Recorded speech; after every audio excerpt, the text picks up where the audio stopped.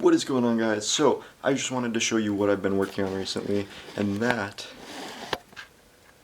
is my hydroponic setup. So let's see. Okay, now I have these plants. This is the first plant that I started here. This is just a little kale plant. I have some spinach, and I have, some more spinach. All of these have seeds in them. Some of them aren't doing as well as the others. This one I planted first. All of these other ones were planted at the exact same time. So as you can see, some of them aren't growing at all. Some of them have mold. So what I'm trying to say here is I am by no means an expert. I know pretty much nothing about any of this. I just kind of thought it would be fun and wanted to try it out. But I'll show you what I did, and it's really not that difficult. And this whole setup here, I'll show you. This whole thing here costed like maybe $300, like not even. These tubs were free because I just got them from my work. They're throwing them out. So, I mean, that was kind of a big cost saver because these tubs are kind of expensive. I think they're like $20 to $40 each. They're like commercial tubs. They don't need to be though. It really doesn't have to be anything fancy. Something to hold water and something to put your plants on top of them.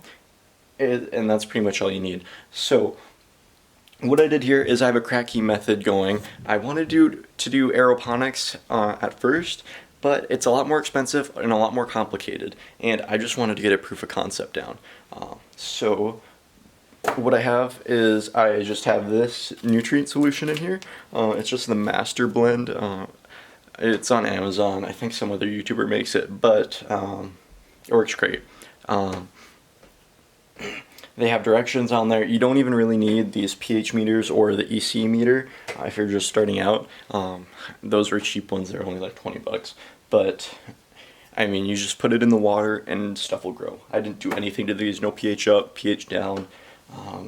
I just put in the recommended amount of nutrients in each one of these tubs, and there's clearly enough for all these plants to grow.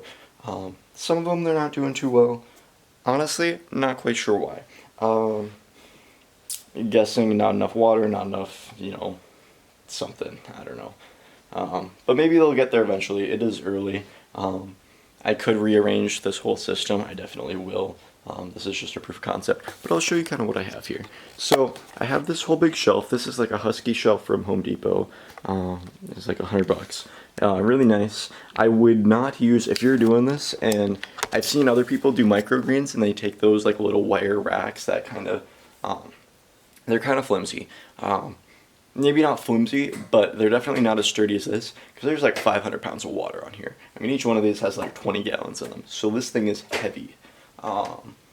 So you need this big shelf if you're gonna do kind of a bigger scale thing. If you're just doing like one bucket with a lamp, then it's really not that big of a deal.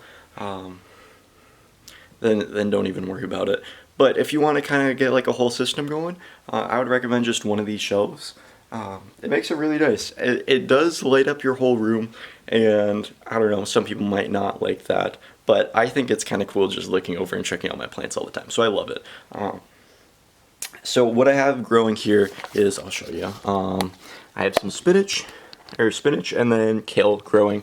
So what I do is I have a fan over here just for airflow. Sometimes I pull the sheet up. The sheet is just to shade it so that, when I'm doing other stuff, I don't have to see the light all the time, or it's not quite so bright. But to get airflow, I do have to lift this up and just turn this fan on here. But that's easy enough. Just the airflow so that the stalks get a little sturdy, so that they have some support. Otherwise, they'd be really flimsy and weak. But what I have in here is coco coir. I'll try and show you that here. There's just some coco coir, and then I have some pebbles underneath. That's on each one of these. So I'll show you the roots on this kale plant. They are pretty big. I'm actually pretty impressed by how this is turning out. You can see the other plants in there too. They're coming up. They're just being a little bit slow. I have a little gauge there for humidity and temperature. It doesn't have to be anything special. Just in the winter it gets a little chilly down here, so I just want to make sure that it's not too cold for them. I just use this coco coir. There's a lot of different ways to do this. this is by no way the only way, and probably not the way that I'm going to end up doing it in the end.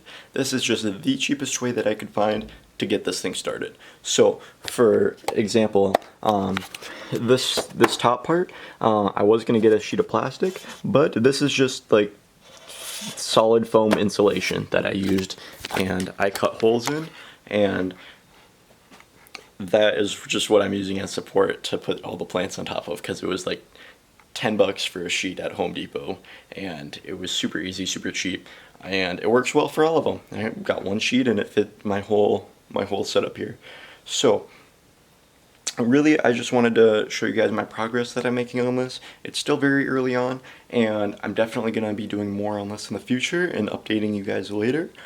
Just kind of wanted to put the concept out there. I haven't seen a ton about these, vertical farms, hydroponic stuff on YouTube, so I just wanted to put some more ideas out there for people that maybe were interested in trying this out for themselves. So if you have any questions, put them in the comments. This is my first video, so it's probably not the best, but I can definitely help you out if you're trying to do this. I'll give you, any tips that you want, and yeah, so peace.